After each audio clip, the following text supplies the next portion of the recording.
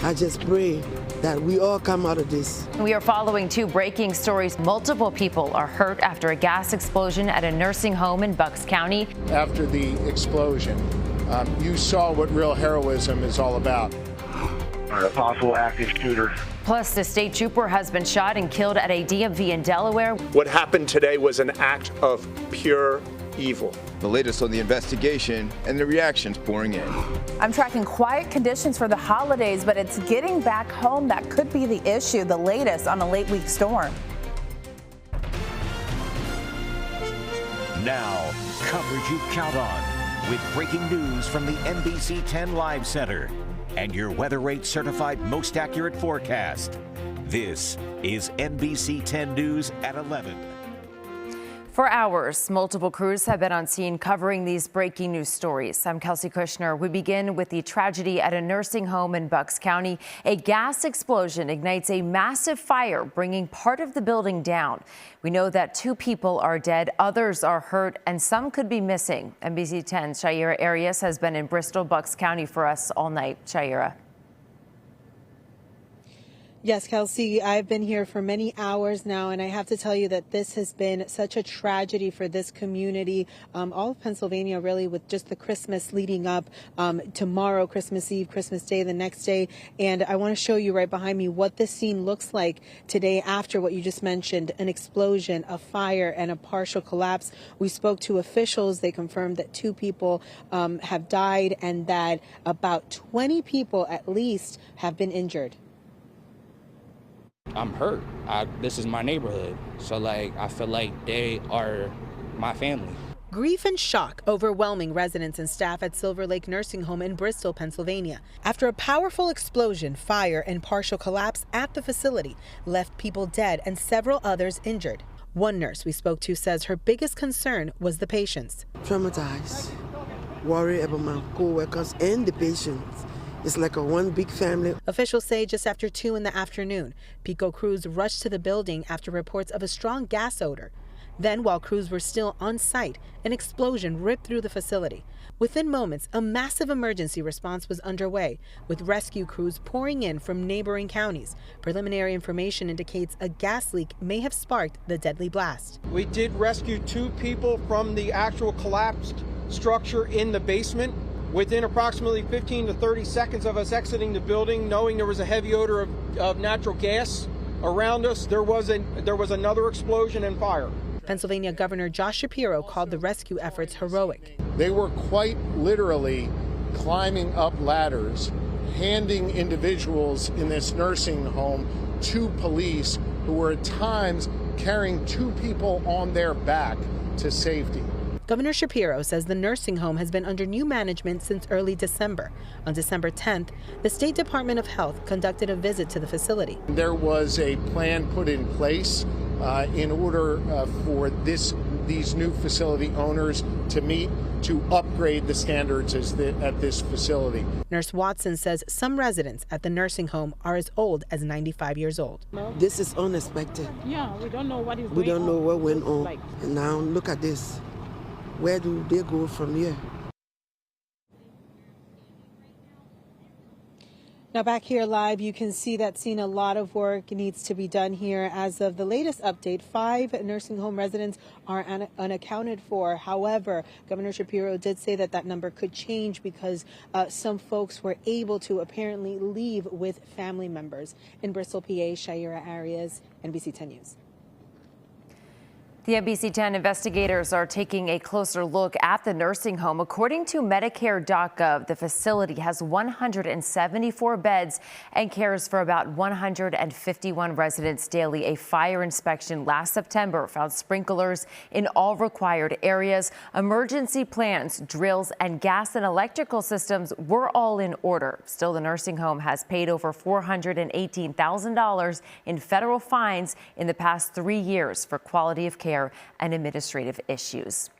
The NBC 10 investigators also found a state inspection from about 2 months ago uncovered problems at the facility. The nursing home didn't have a life safety floor plan. That's a map showing fire barriers and exits, and administrators confirmed it wasn't available. Inspectors also flagged smoke compartment issues, including an oxygen storage door that wasn't smoke tight. The facility had until the end of November to fix the problems. We've reached out to the state for an update and are waiting to hear back.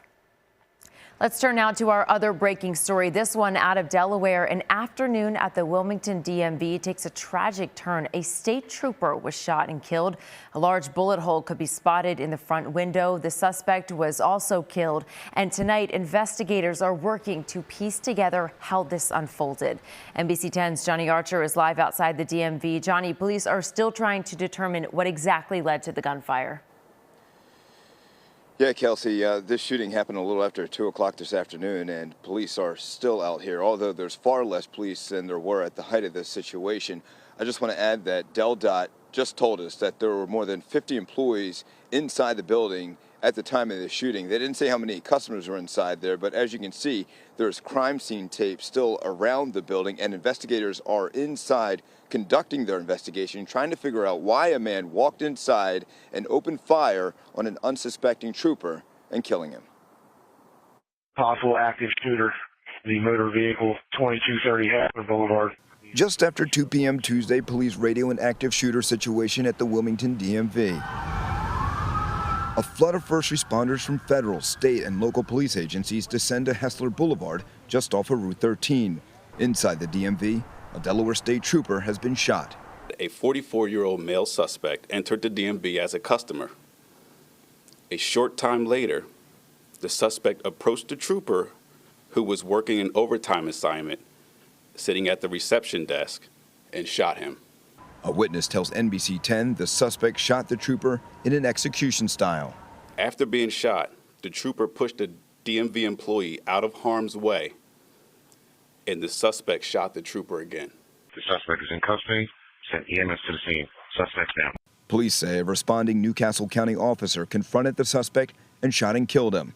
A live feed recorded from inside the DMV shows police investigating after the shooting, and a bullet hole can be seen in the window. The investigation continuing well into the night when a Newcastle County police cruiser was towed from the scene. Delaware Governor Matt Meyer expressing his gratitude for the trooper's heroism. Please remember tonight that there are Delawareans who are alive because of heroic actions of the deceased trooper and others. And I ask that all Delawareans join me in keeping the entire Delaware State Police family in their prayers tonight and into the new year. And back out here live, this will be a long and thorough investigation as police try to figure out why this happened. So far, police have not released the name of the suspect or the trooper who was killed, although they say that trooper was a father and also a husband. State police also say that a second state trooper was injured in this situation. That state trooper received minor injuries, not from being shot. Also, a 40-year-old woman also received minor injuries as well. She was not shot either. And I just want to add one last thing. DelDOT put out some information late tonight saying that all 4 DMVs around Delaware will be closed tomorrow because of this very tragic situation. We're live in Newcastle County. Johnny Archer, NBC 10 News. The NBC 10 investigators are digging deeper into this story and the toll of line of duty deaths in Delaware. This trooper is now the 50th law enforcement officer in the state's history to die on the job. 16 of those deaths were from gunfire. That's according to the nonprofit Officer Down Memorial page. This also marks 22 troopers killed on the job in this state. The last shooting death of a law enforcement member happened in 2017. He was also a member of state police. NBC 10 has coverage you can count on. Make sure you download the free NBC 10 app all afternoon. We've been tracking both these stories and sending instant updates right to your fingertips. Now to our first alert forecast. It's a cloudy and cool evening as we take a live look over Philadelphia, and we'll be quiet for the holiday ahead. First alert meteorologist Brittany Ship walks us through what we can expect the next couple of days. Britt. Yeah, luckily we are going to see quiet conditions for the next 2 days, which is Christmas Eve and Christmas Day. But after that, we are going to watch more of a stormy end to your work week. So that's a big heads up because we know a lot of people like to travel on Friday, even Saturday morning. So we want you to be prepared. We're nice and dry right now on our satellite radar shot, but earlier today we did see a round of very light snow for parts of the region. And now all of that moisture is well off the coast and to the northeast of us. As we look ahead to our Christmas Eve planner, we'll see temperatures at 7 a.m. at 42 degrees. By 1 p.m., 47. Look at that. The sun returns to us tomorrow. And then as we head into your 7 o'clock hour, temperatures will quickly drop into the 30s. But it'll be quiet conditions for Santa Claus Christmas Eve into Christmas Day. Daytime highs tomorrow at 47 in Philly, 49 down the shore, 48 degrees if you're closer to South Jersey and Delaware in the upper 40s. Coming up, we will talk more and time out that late week storm. Miguel Martinez-Valle here in the Live Center, and we have been having a very busy travel day in our area heading into the holidays. Take a look at some of the cameras there. You see the airport here, some of our roadways there. Now, we're expecting almost 1.4 million people around the Philadelphia area to travel for the end of the year holidays. This, according to AAA, the majority, 90%, they're going to be doing this. They're going to be taking the roadways. Now, we did see some major issues that were causing some backups, but we also saw more than 140 weather or volume-related delays at the airport, where around 7% of people are expected to fly for the holidays. Now, I should say today was projected to be one of the worst travel days. Now, thankfully, Monday, Tuesday, those are now gone, but we are expecting to see some high delays and a lot of traffic on December 26th and 27th between 11 a.m. and 8 p.m. So if you can avoid the roadways at that time, that's the recommendation. As for best times to travel, well, that is any of the holidays, Christmas Eve, Christmas Day, especially in the morning before 11 a.m. during those holidays or even on New Year's Eve. Have a happy holidays. I'm Miguel Martinez-Valle. Back to you. A local elementary school principal was fired tonight after he was accused of making anti-Semitic remarks. Philip Letty self-reported inappropriate comments that were captured on a voicemail Friday morning. The Wissahickon School District says he left a message for a parent and mistakenly believed he ended the call. Letty was principal at Lower Gwinnett Elementary School. A parent says the voicemail recording heard Letty make offensive comments about Jewish people to another school staffer. At the meeting tonight, the board reiterated that anti-Semitism has no place in the district. The community at large should continue to feel comfortable approaching us with any concerns, and we will continue to hold the administration accountable to the same level of decisive leadership that we have all seen over the last few days. Sue Campoca is taking over as the interim principal. She previously served as the former principal of Lower Gwinnett Elementary. An alarming attack in New Jersey. A quiet walk home shattered by the snap of an arrow. A family's life changed in seconds. What neighbors are saying about the man police believe fired that deadly shot. Later, Scarlett to the rescue. A dog helped save the day during a large fire. Now the furry friend needs the community's help.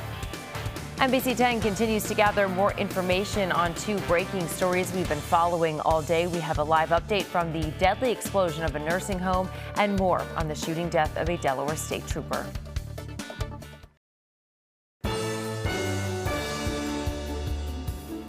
Let's go back to that breaking news out of Bucks County, where a part of a nursing home collapsed after a gas explosion. At least 2 people are dead and others are hurt and missing. NBC 10 Shayera Arias is live in Bristol. Shayera.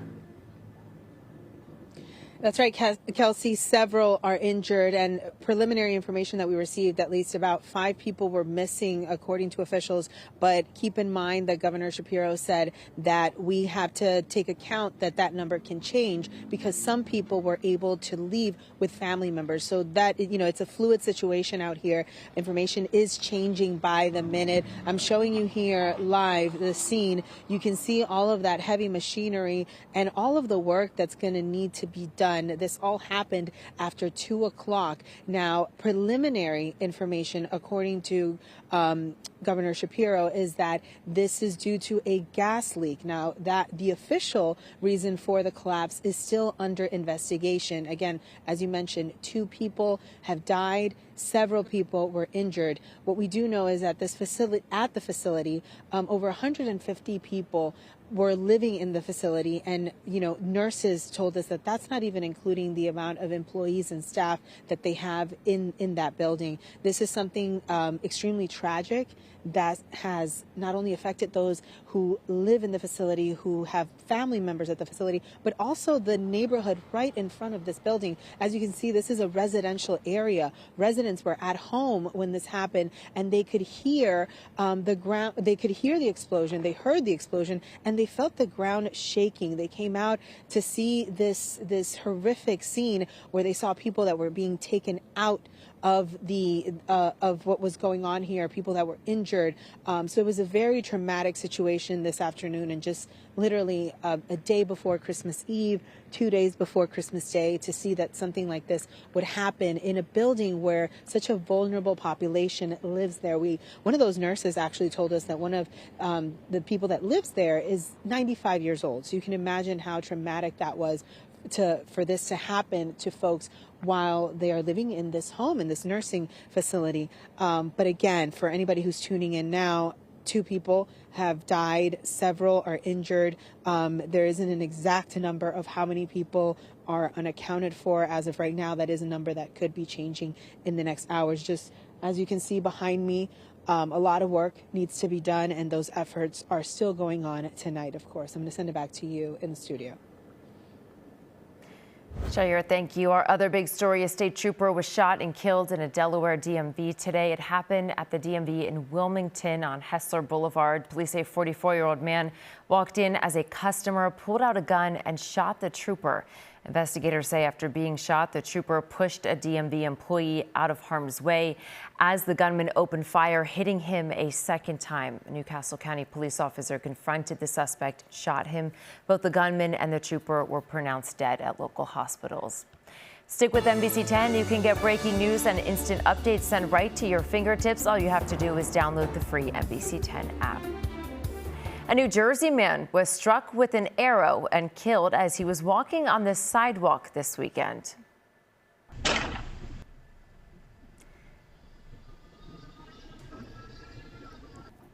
That sound is the moment an arrow pierces the back of Pablo Carollo. He reaches behind his back. NBC 10 is not showing the moment he collapses. His wife says he was walking home for dinner when he was suddenly targeted. Officials say Oscar Feajo surrendered to police after an hours-long standoff in a home that he also set on fire. Neighbors say he appeared unstable even before this incident. Look at us like a devil. Yeah. The way you're looking is like a devil person. It's not clear if the suspect knew the victim before the attack. Prosecutors haven't shared a motive for the killing.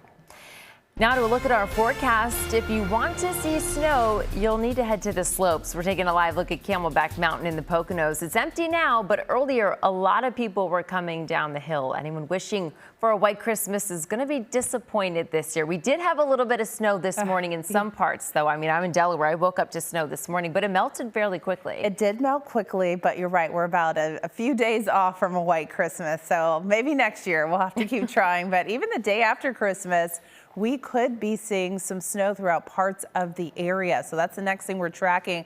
And this time it is going to affect you as you're trying to make your way home from the holidays. But at least Christmas Eve, tomorrow, and Christmas Day are nice and quiet. We're stormy potentially late Friday into Saturday, and then a cold blast moves in. The next 2 days, we're in the mid-40s. Really nice conditions. Overnight tonight, we're in the 30s, so even our overnight lows are not too bad. And as we're adding up the snowfall from today, a trace at the airport, Chadds Ford picking up an inch of snow, 2 inches in the Poconos. So that was our range between a coating to up to about 3 inches with this last system. Our radar shot is nice and dry here Earlier, we did see the snow. We did see the rain move through. You can see that right there. We backed up the radar about 12 hours just to show you that we've been dry for the past couple of hours. We widen out the picture here to show you that it's quiet across the nation if you're still traveling.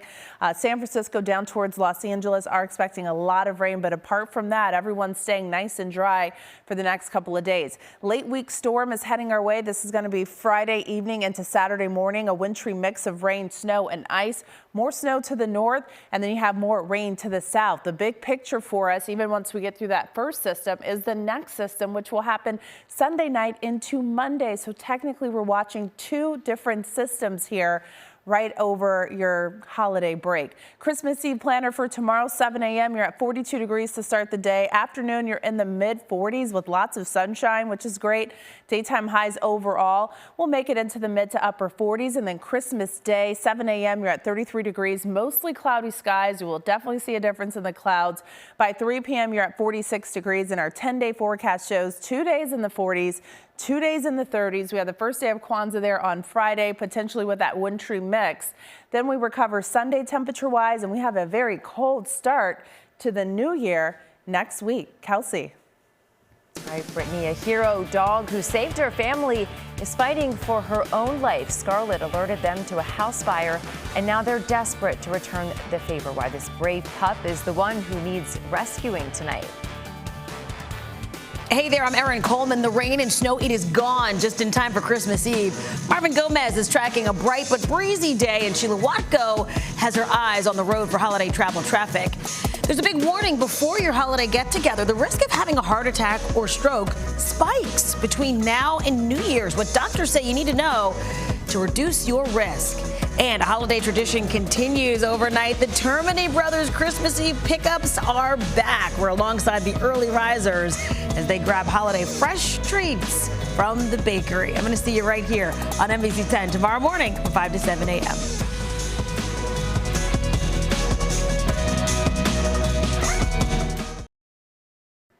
A dog considered by his family to be a hero needs your help tonight. We first brought you Scarlett's story in February after she alerted her owners to an overnight row home fire in East Germantown. Today, they tell NBC 10 that she's sick and needs surgery. The family believes an abscess may have shown up when she was bitten by something.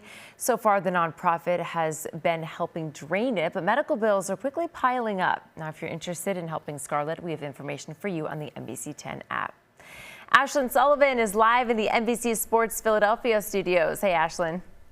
Hey, the Eagles get back to work ahead of Sunday's game in Buffalo, and they're getting healthier. Plus, who got snubbed from the Pro Bowl, and the Sixers adding insult to illness. Not the way you want to finish the home schedule for 2025. We'll show you what went down ahead in sports. This is Sports Desk, your home field advantage, brought to you by Xfinity. All your favorite teams, all in one place. Hey, I'm Ashlyn Sullivan, live from the NBC Sports Philadelphia studios. The Sixers shorthanded tonight as an illness is running through the team. No VJ Edgecombe, Quentin Grimes, or Dominic Barlow as they hosted the 9-win Nets. And this is not what you want to see. Opening minute of the second half, Joel Embiid goes down after banging his knee. He'd walk off to the locker room. He would return and finish the night with 27 points. Third quarter here, Michael Porter Jr. with the spinning fade away. Game high 28 points here. Nets lead by as many as 19 points. Sixers, they do make a run late in the fourth to make this a little interesting. Embiid up top here, 10-0 run, cuts that lead to 9 points. But that's as close as the Sixers would get. Nick Claxton throws down the lob, and that will do it. The Sixers fans feeling sick after this one. Sixers head into a 5-game road trip, losing to the Nets 114-106. And to the Eagles now, and Jalen Carter returned to practice today. Still no Lane Johnson, and Nakobe Dean did not practice today either. The Eagles have 5 players voted to the Pro Bowl today. Jalen Carter is a Pro Bowler for a second straight year. Quinyon Mitchell and Cooper DeJean are Pro Bowlers together in the secondary, their second years together. Zach Bond is going to the Pro Bowl again at linebacker. And Cam Jurgens is the only Eagles player on offense voted to the Pro Bowl, but one man is missing, Jordan Davis. I think every kid, if you dream of making it to the NFL, being a Pro Bowler is something that's, one of the accomplishments that you want to achieve. I'm excited, but it's tough seeing some other guys there, very deserving, not get it. I'm satisfied. I'm more than satisfied because I know I'm adding and I'm contributing and I'm being a force and I'm being dominant, and I can sleep at night with that. I went up and told him, I feel like you kind of got snubbed, in my opinion, but he's more worried about being on the defense, and just contributing at the end of the day. And that is your look at sports. I'm Ashlyn Sullivan. We'll be right back with another breaking news update. Stay with us.